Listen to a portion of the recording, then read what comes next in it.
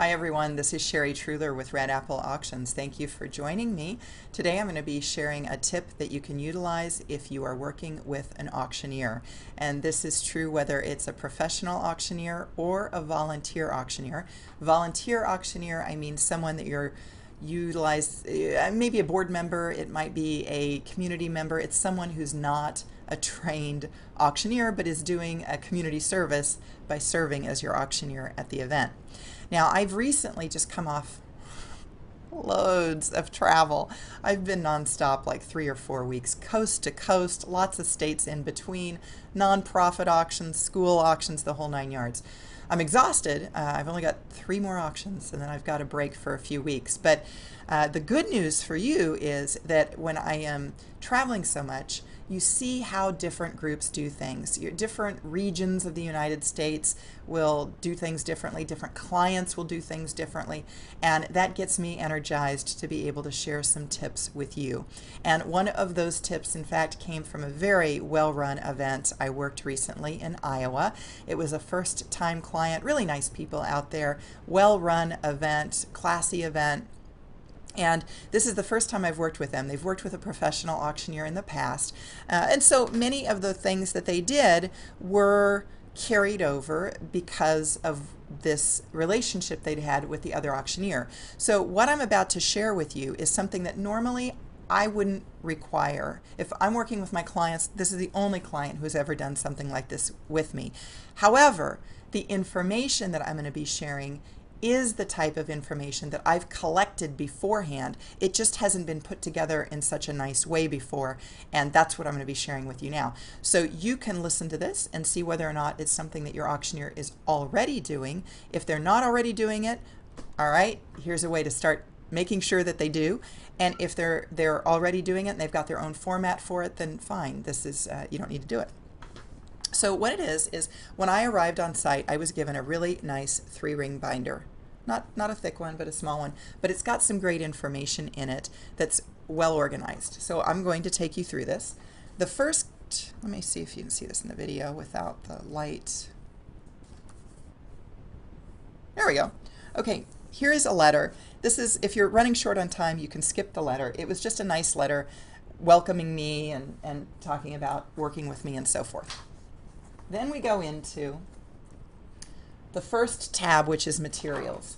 We have an evening program. This is the same program that was listed in the catalog.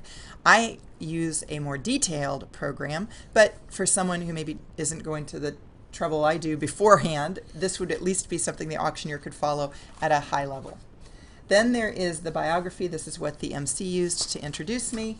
And then here is, and this is important, here is a layout of the event with all of the table numbers listed and the layout of the silent auction. We'll talk about why this is important here momentarily. We then go into the next tab, which is the silent auction tab. We have the rules of the silent auction here, and then he's gone through and listed the descriptions of the silent auction packages.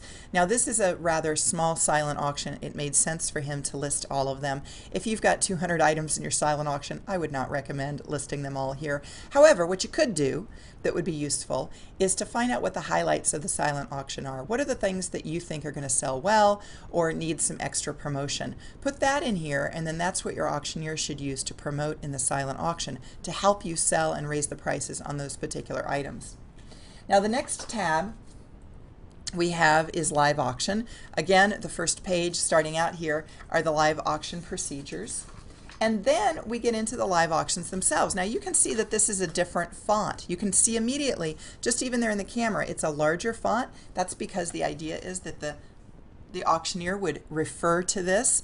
The bullet points are easy reference. Instead of having a sentence paragraph description of the items, it's in bullet points. And then even on the video here, I bet you're able to see that there are some things that are highlighted or even in red font. Now these are unique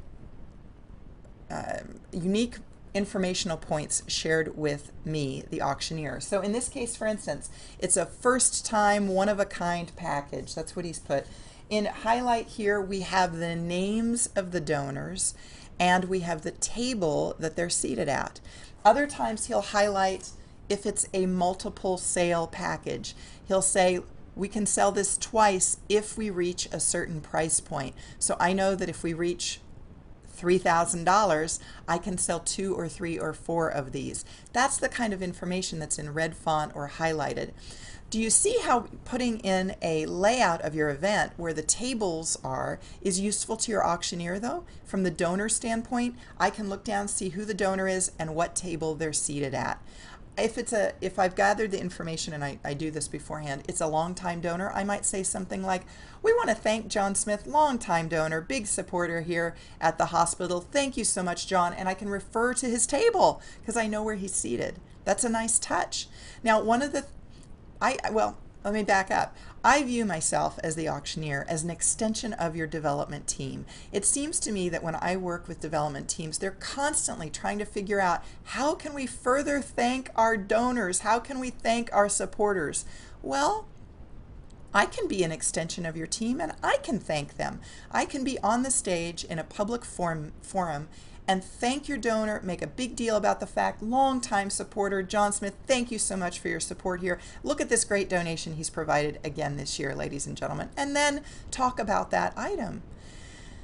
The guests who are witnessing this for the first time or the second time, they're seeing that you're treating your donors with respect, that you are publicly thanking them. There might be people in the crowd that makes a difference for from the standpoint of how they view your organization. It makes everybody feel more included. It makes the event feel more personable, and that's coming from your auctioneer. That's the ringleader of that night, presenting that information in a way that brings the crowd together and makes it seem individualized, even in a forum where you've got 500 people seated. So that's why I like that information. Now again, I like to collect a lot of this beforehand. I've got my own system. I like to use my own papers rather than a 3-ring binder. But if your auctioneer isn't doing that and they're not using anything, this is a nice way, professional way, it looks nice, that they can refer to from that stage or even the crowd as they walk around the crowd. So I really liked that this was pulled together and it allows me to share it with you as well as a way to class up your event. Now, for additional ideas and ways to improve your benefit auction, head over to my website. That's over at Red Apple Auctions, auctions is plural, .com. I've got a lot of free tools over there that you can utilize. I've got a really extensive blog that you can use to find out information on how to improve your benefit auction. We get a lot of compliments on how people are improving their auctions just by even reading the blog. So head out over there. In the meanwhile, as always, good luck to you in your benefit auction. Bye-bye. I'm Sherry with Red Apple Auctions.